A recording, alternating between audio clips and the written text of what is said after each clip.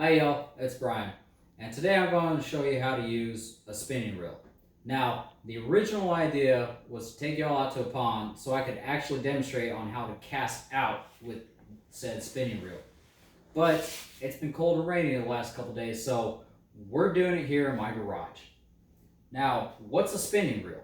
A spinning reel is one of three major types of reels that you'll see out on the water on any given day. First, you have what's called a spin cast reel.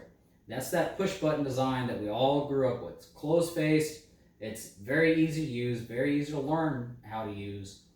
It's something kids use every day. Moving up from that, you have your spinning reels. They take a little bit more experience, a little bit more skill on how to learn how to use it, but they're still easy to learn how to use. Then you have your bait cast reels. Those take a lot of skill, a lot of patience, and a lot of practice. I don't bother with them because I'm not a very patient person. So, moving on to the spinning reels, you have your three basic types. You have your light, medium, and heavy. Your light reels are designed for your smaller fish, smaller line. They don't have as much of a line capacity as the other two. These are made for things like panfish, bluegill, crappie, brim, smaller bass, small trout. They're fun to use, they're very easy to use, and they don't cost a lot.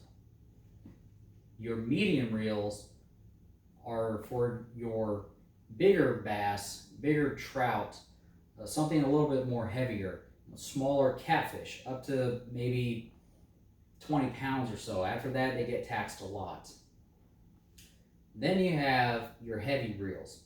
These are designed for your big boys, your 30, 40 plus pound catfish, the giant salmon they have up north, or even the lake trout they have up north. They weigh a lot, okay? These reels are designed to take that abuse. I'm pretty sure I could take this rod and reel setup I have here to the Gulf of Mexico tomorrow and be just fine. So, speaking of line capacity, each type of reel has a different line capacity. Now, that's how much of fishing line that the spool, and we'll get into that in a second, will hold. Your light reels generally don't hold more than 120 yards or so. This one, I believe, is about 100 yards of 6-pound test line. Your medium reels, they're bigger, they hold more, they're designed for a heavier line. And the one I have here has probably about 150 or so yards of 20-pound braid on it. Your heavy rods are designed for a lot of line, a lot of heavy line. The one I have here has over 200 yards of 40-pound braid. Now, the major components of your spinning reel is, first off, you have your frame right here. That's what connects the rod to the reel. Okay. Then moving on from that, you have your handle. This is what actually physically allows you to reel in that line, to retrieve your line. Then moving in front of that, you have this wire piece that creates a half moon.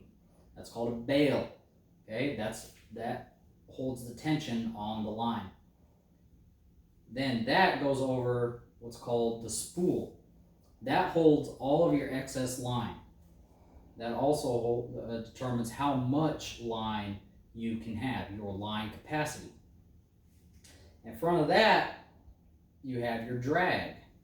Now that's very important right there, because you need to know how much drag to set in order to catch your fish. Too much drag, and if you get a big enough fish on there, it will snap your line. Too little drag, and you'll experience something called backlash.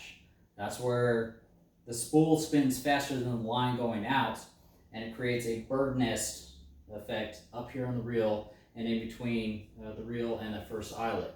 It's a pain in the butt, and you usually end up losing the fish along with having to re-spool your line.